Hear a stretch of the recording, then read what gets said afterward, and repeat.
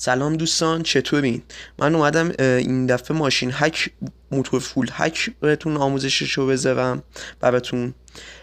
و این دیگه سریع ترین مدل هک حساب میشه و خب سرعت خیلی بالایی داره. این مدلی که من الان دارم آموزش میدم تو 5.28 ثانیه 402 متر رو میزنه دریشو، که بعدا حالا تایمش هم رو اول ویدیو هستش.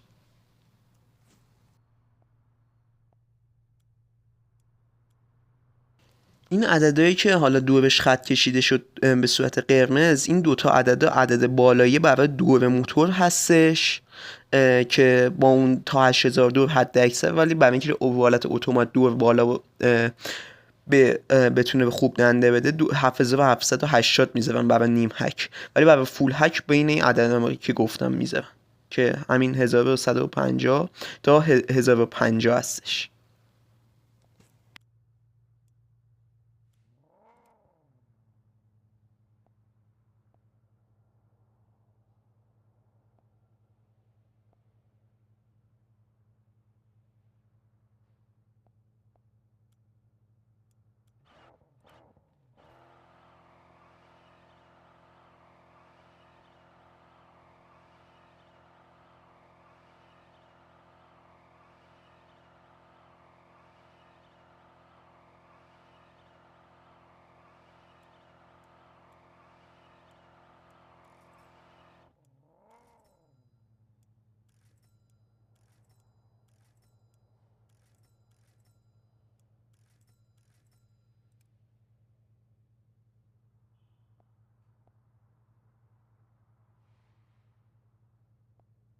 اینجا هم که داره گیوی باکس ماشین رو هک میکنم و میتونید آموزشش تو چنل هست، میتونید ببینید.